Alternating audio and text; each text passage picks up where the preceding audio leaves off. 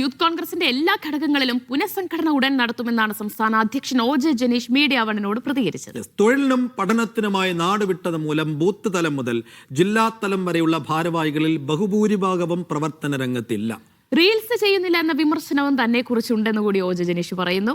ആശയപ്രചാരണത്തിന് റീൽസും ആവശ്യമാണെന്നാണ് അദ്ദേഹത്തിന്റെ വാദം. പക്ഷേ എന്നാൽ വ്യക്തികളെ കേന്ദ്രീകരിച്ചുകൊണ്ട് റീൽസ് ചെയ്യുന്നതിനോട് യോജിപ്പില്ല എന്നാണ് ജനീഷ് പറഞ്ഞത്.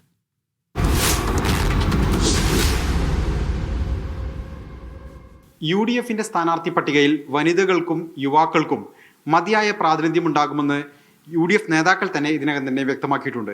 ഇക്കാര്യത്തിൽ പ്രതിപക്ഷ നേതാവ് VD സതീശനും സമാനമായ അഭിപ്രായമാണ് പങ്കുവച്ചത്. എങ്കിൽ പോലും യുവാക്കൾക്ക് മതിയായ പ്രാതിനിധ്യം ലഭിക്കുമോ എന്നൊരാശങ്ക യൂത്ത് കോൺഗ്രസിൽ ശക്തമാണ്. യൂത്ത് കോൺഗ്രസ് സംസ്ഥാന അധ്യക്ഷൻ OJ ജനീഷ് ഇപ്പോൾ നമുക്കൊപ്പം ചേരുന്നു.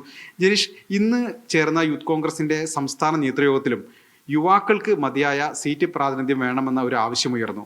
ഇപ്പോഴും നിങ്ങൾക്ക് മതിയായ പ്രാതിനിധ്യം കിട്ടുമെന്ന ഒരു ഉറപ്പുണ്ടോ?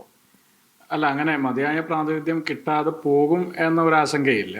ഉദയപൂർ സമ്മേളനത്തിന്റെ ഒരു തീരുമാനമാണ് 55% സീറ്റുകളിൽ വനിതകൾക്കും യുവാക്കൾക്കും ഒക്കെ അവസരങ്ങൾ കൊടുക്കണമെന്നുള്ളതിനെ സംബന്ധിച്ച്. അത് രാഹുൽ ഗാന്ധിയുടെ ഒരു വലിയ മിഷനാണ്. അത് രാജ്യത്ത് പലയിടങ്ങളിലും നടപ്പാക്കപ്പെട്ടിട്ടില്ല എന്നുള്ളൊരു വസ്തുതയുണ്ട്. പക്ഷേ ഈ തെരഞ്ഞെടുപ്പിൽ സംസ്ഥാനത്തിനകത്ത് അത് നടപ്പാക്കാൻ താല്പര്യം കേരളത്തിലെ മുഴുവൻ നേതാക്കന്മാരും പ്രകടിപ്പിക്കുന്നു. പ്രതിപക്ഷ നേതാവ് അത് പരസ്യമായിട്ട് പറഞ്ഞു. യൂത്ത് കോൺഗ്രസിൽ നിന്ന് ഇന്ന പേരെ സ്ഥാനാർത്ഥികളാക്കണം, അല്ലെങ്കിൽ ഞങ്ങൾക്ക് ഇന്ന ഒരു പട്ടിക നിർദ്ദേശിക്കാനുണ്ട്, അങ്ങനെ ഒരു സമീപനം യൂത്ത് കോൺഗ്രസ് നേതൃത്വത്തിന്റെ ഭാഗത്തുണ്ടാവോ?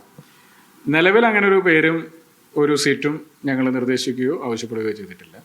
എന്നാൽ അതേസമയം തന്നെ മത്സര രംഗത്തേക്ക് കൊണ്ടുവരാൻ കഴിയുന്ന ചെറുപ്പക്കാരെ, അവരെ പരിഗണിക്കാൻ കഴിയുന്ന സീറ്റുകൾ ഞങ്ങൾ സ്വാഭാവികമായിട്ട് ചൂണ്ടിക്കാണിക്കും. കോൺഗ്രസിന്റെ സംസ്ഥാന നേതൃത്വം യൂത്ത് കോൺഗ്രസിനോട് ആവശ്യപ്പെടുന്നത് നിങ്ങൾ സമരം ചെയ്യൂ എന്നുള്ളതാണ്. അതേസമയം യൂത്ത് കോൺഗ്രസിന്റെ സംസ്ഥാന ഭാരവാഹികൾ ഒഴിച്ചു നിർത്തിയാൽ ജില്ലാ കമ്മിറ്റിയിൽ ഭാരവാഹികളുണ്ടോ എന്ന കാര്യത്തിൽ സംശയമുണ്ട്. അതുപോലെ തന്നെ ബ്ലോക്ക് കമ്മിറ്റികളോ നിയോജകമണ്ഡലം കമ്മിറ്റികളോ അവിടെയും ഭാരവാഹികളില്ല, പ്രസിഡന്റുമാർ മാത്രമേ ഉള്ളൂ. 2 കൊല്ലം മുമ്പ് ഇലക്റ്റഡായി വന്ന ഒരു കമ്മിറ്റിയിൽ നിന്ന് എത്ര ചെറുപ്പക്കാർ വിദേശത്തേക്ക് മറ്റു കാര്യങ്ങൾക്കായിട്ട് ജോലിക്ക് വേണ്ടി പോയി എന്ന് ചോദിച്ചാൽ അതിന്റെ കണക്ക് വളരെ വലുതാണ്. ഒരു റീഷഫ്ലിംഗ് സംസ്ഥാന യൂത്ത് കോൺഗ്രസ് കമ്മിറ്റിയുടെ മുഴുവൻ ഘടകങ്ങളിലും സ്വാഭാവികമായിട്ടുണ്ടാകും. അത് സജീവമല്ലാത്ത ഭാരവാഹികൾ അവരുടേതായ സംഘടനാ രാഷ്ട്രീയമായ കാരണങ്ങൾ കൊണ്ടല്ല, അവരുടെ വ്യക്തിപരമായ ജീവിതത്തിന്റെ പല പ്രയാസങ്ങൾ കൊണ്ട് സംഘടനാ രംഗത്ത്, രാഷ്ട്രീയ രംഗത്ത് സജീവമായി നിൽക്കാൻ സാധിക്കാത്ത ആളുകളിൽ നിന്ന് അവരെ ഒന്ന് റീഷഫിൾ ചെയ്ത് പുതിയ ആളുകളെ സജീവമായി നിൽക്കാൻ സാധിക്കുന്ന, സംഘടനാ രംഗത്ത് മികവ് പുലർത്തിയിട്ടുള്ള മുൻ കമ്മിറ്റികളുടെ ഭാഗത്തും ഇപ്പോഴും സംഘടനാ രംഗത്ത് തുടരുന്ന ആളുകളെ നേതൃസ്ഥാനത്തേക്ക് കൊണ്ടുവരാൻ വേണ്ടിയിട്ടുള്ള തീരുമാനം കൂടിയുണ്ട്.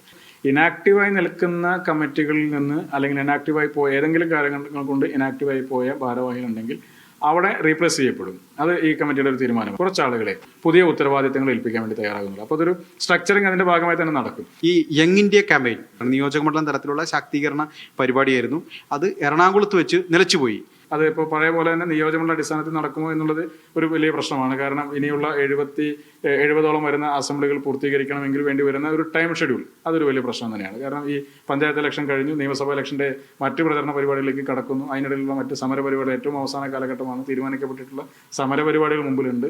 അപ്പോൾ അതിനൊക്കെ ഇടയിൽ തന്നെ ഇതെങ്ങനെയാണ് പൂർത്തീകരിക്കാൻ സാധിക്കുക എന്നുള്ളതിനെ സംബന്ധിച്ചിട്ട് വ്യത്യസ്തമായ മറ്റൊരു രീതിയിൽ ഈ ക്യാമ്പയിൻ തന്നെ മുന്നോട്ട് കൊണ്ടുപോകാൻ സാധിക്കുമെന്ന് കൂടി ആലോചിക്കുന്നു. ജനീഷ്, താങ്കൾക്ക് മുൻപ് അധ്യക്ഷ പദവിയിലിരുന്ന ചിലർക്കെതിരെങ്കിലും ഉയർന്ന പ്രധാനപ്പെട്ട ഒരു വിമർശനം റീൽസ് സംസ്കാരം സംഘടനയിൽ കൊണ്ടുവന്നു എന്നുള്ളതാണ്. പ്രത്യേകിച്ച് ചില പ്രധാനപ്പെട്ട നേതാക്കൾ തന്നെ, കോൺഗ്രസിന്റെ പ്രധാനപ്പെട്ട നേതാക്കൾ തന്നെ അത് റീൽസ് എന്ന് പറഞ്ഞാൽ അത് റിയൽ അല്ല എന്ന രീതിയിലൊക്കെ വിമർശനം വരികയും ചെയ്തു. അത്തരം ഒരു എന്താ പറയുക, ഒരു വിമർശനം എങ്ങനെയാണ് സംഘടന അധ്യക്ഷൻ എന്ന രീതിയിൽ താങ്കൾ കാണുന്നത്? അല്ല, വിമർശനങ്ങളൊക്കെ ഇങ്ങനെ സ്വാഭാവികമായിട്ടുണ്ടാവും. ഇപ്പോൾ എന്നെ പറ്റി വിമർശനം ഉണ്ടല്ലോ, ഞാനിങ്ങനെ ഇത്തരം കാര്യങ്ങൾ ചെയ്യുന്നില്ല എന്ന് എന്നെ പറ്റി വിമർശിക്കുന്ന ആളുകളുണ്ടല്ലോ. അപ്പോൾ പിന്നെ സംഘടനാ പരിപാടികൾ ജനങ്ങളിലേക്ക് എത്തിക്കാൻ ഏറ്റവും എളുപ്പമുള്ള മാർഗം റീൽസ് ആണെങ്കിൽ ചെയ്യുന്നതിൽ തെറ്റൊന്നുമില്ല. പഴയ കാല വ്യക്തി കേന്ദ്രീകൃതമായ റീൽ സംസ്കാരത്തോട് യോജിപ്പില്ല എന്ന് OJ ജനീഷ് പറയുമ്പോൾ അത് ആർക്കെങ്കിലും ഉള്ള കൊട്ടാണോ? രാഹുൽ മാങ്കൂട്ടത്തിൽ നിന്നാണോ? നിശ്ചയമായി ആയിരിക്കും. രാഹുൽ മാങ്കൂട്ടത്തിൽ ഉണ്ടായിരുന്ന സമയത്ത് റീൽസിലായിരുന്നു അദ്ദേഹം നിറഞ്ഞു നിന്നിരുന്നത്, മീഡിയകളിലായിരുന്നു ഫുൾ ടൈം. പക്ഷേ ജനീഷ് പറയുന്നത് അതും വേണം പുതിയ കാലത്ത്. പിന്നെ പുതിയ കാലത്ത് പുതിയ രീതികൾ വേണമല്ലോ. പഴയ കാലത്ത് ചിന്തിച്ചതുകൊണ്ട് കാര്യമില്ല.